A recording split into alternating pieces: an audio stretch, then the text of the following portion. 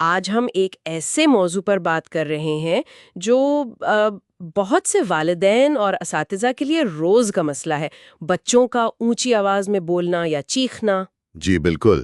اور ہمارے پاس ایک مضمون ہے، بچوں میں چیخنا اور اونچی آواز میں بات کرنا، رہنمائی اور تربیت۔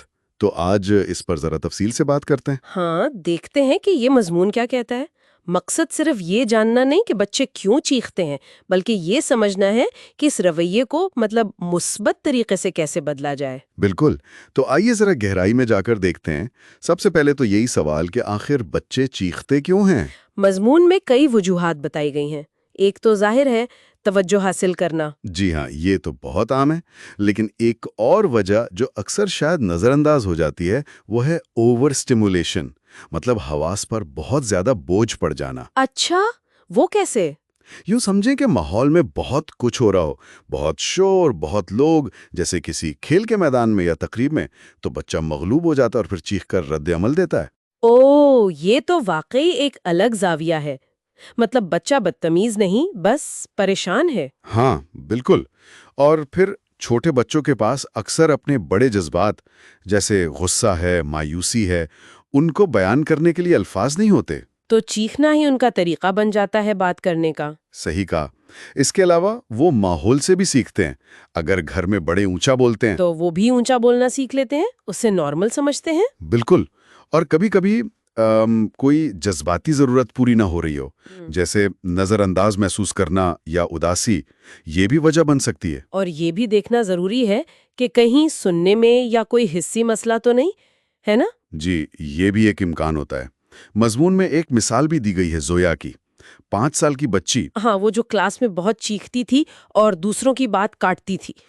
بظاہر تو لگتا تھا کہ شاید نظم و ضبط کا مسئلہ ہے، ہاں، لیکن جب غور کیا گیا تو پتہ چلا کہ اصل مسئلہ گھر میں توجہ کی کمی تھی۔ وہ درمیانی بچی تھی اور محسوس کرتی تھی کہ اسے دیکھا نہیں جا رہا۔ تو اس کا چیخنا ایک طرح سے مجھے دیکھو کی پکار تھی۔ بالکل۔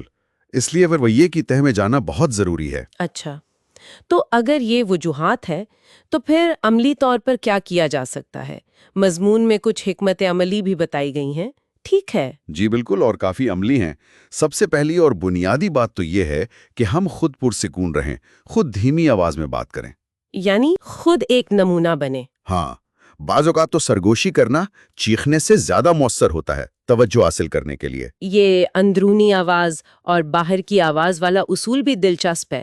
مطلب بچوں کو سکھانا کہ کب دھیمے بولنا ہے اور کب تھوڑا اونچا، ماحول کے حساب سے۔ جی، واضح اصول اور اشارے بنانا۔ اور ایک اور اہم بات، بچے کے توجہ مانگنے کا انتظار نہ کریں، پہلے ہی اس کی موجودگی کو تسلیم کریں۔ ایک نظر، ایک مسکراہٹ بھی کافی ہوتی ہے۔ اور جذبات کو پہچاننا اور ان کا اظہار سکھانا، رول پلے یا کہانیوں کے ذریعے۔ بہت ضروری ہے۔ انہیں الفاظ دینا کہ وہ کیسا محسوس کر رہے ہیں۔ مجھے غصہ آ رہا ہے کہنا چیخنے سے بہتر ہے۔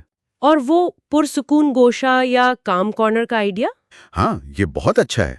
ایک ایسی جگہ جہاں بچہ جب مغلوب محسوس کرے تو جا کر تھوڑا وقت گزار سکے، خود کو پرسکون کر سکے۔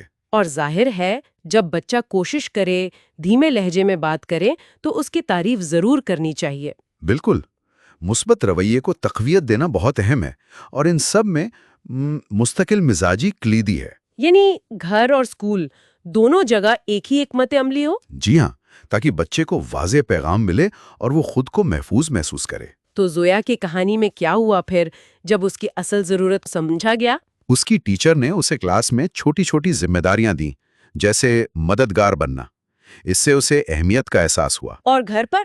والدین نے سونے سے پہلے کا وقت خاص بات چیت کے وقت کے لیے مختص کیا، جہاں وہ اپنی پوری بات کہہ سکتی تھی بنا روکے ٹوکے۔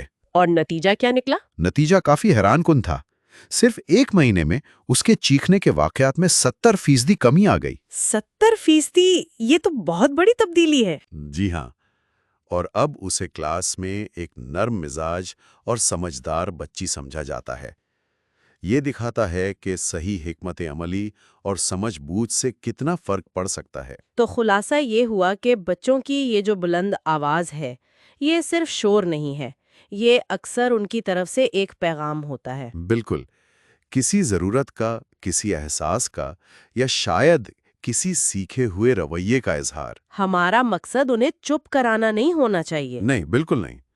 मकसद उन्हें सिखाना है कि वो अपनी बात ज्यादा मौसर और मुनासिब तरीके से कैसे कह सकते हैं। और आखिर में एक सोचने की बात यह है कि जब हम बच्चों के इस शोर पर फौरी रद्द-ए-अमल जैसे मायूसी या गुस्से के बजाय थोड़ी हमदर्दी और समझ से काम ले, तो हम इस शोर को उनकी नशोनुमा के एक मौके में बदल सकते हैं।